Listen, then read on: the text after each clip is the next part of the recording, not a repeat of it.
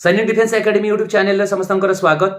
Battalion रो result केबे आसीबो, home guard vacancy आसीबा कथा एबे पर्यंत काहेकि आसिलानी, वाईएसएफ जो पिला माने अपेक्षा करछन से वैकेंसी केबे आसीबो। फर्स्ट एलएसआई रो पिला माने व्यस्त होई पड़छंती कि जनवरी सेकेंड वीक सुद्धा कोन किछि इन्फॉर्मेशन फिजिकल टू रिगार्डिंग मिलिबो याकु नै कि तांको मनर संदेह। संपूर्ण डिटेल्स इन्फॉर्मेशन ए वीडियो दबाक जाउछि।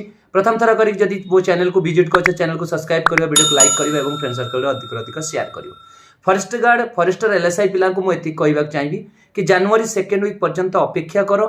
जहाँ मते सूचना मिलथिला मु आसिक देइछि, आज पर्यंत जो सूचना गुड़ाक मु आनिकी दउथिली, जो सोर्सेस रु मिलथिला से बाटालियन वैकेंसी रे एज दबो नहीं कि वैकेंसी 720 बढ़िवा को जाउछि, एग्जाम कंडक्ट करा जिवो डिसेंबर 5-6 सुधा जो कहिथिली, जेते बेले जहाँ भी कहिछि से देखिया को मिलिछि, सेही सोर्सेस रु मते इन्फॉर्मेशन मिलछि। तेणु तो मान धैर्य धर।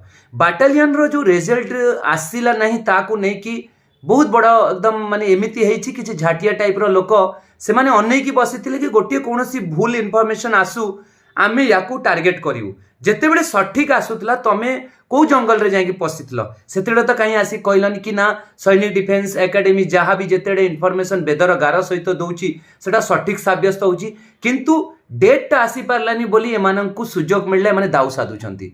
तो तेणु तम भीतर जदि दम अछि तमे गोटे डेट दियो, तमर कॉन्फिडेंस अछि दियो, आउ सेटा सठिक हबो। जदि न हुए तो फिर तमे तार आंसर दबो। तेणु सबु सठिक हेछि। मु मानुछि कि जेते बेले मु आसिक डेट विषय रे कहितली ता परे परे डबल बेंच रे केस सुनानी रो हियरिंग पड़ला, तो मते जहाँ सूचना मिलला मु तम मानंकु देली।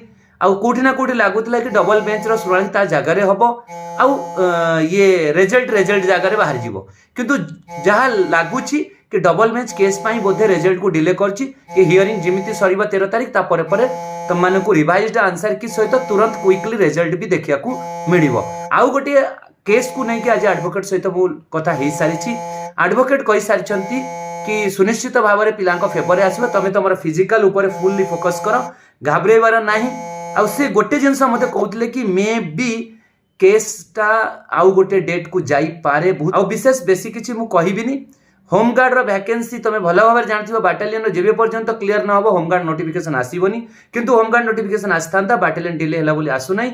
आ वाईएसएफ रो फेब्रुआरी 15 पूर्व तमे आशा रखनी, फेब्रुआरी 15 पर वाईएसएफ रो नोटिफिकेशन देखिया को मिलिबो।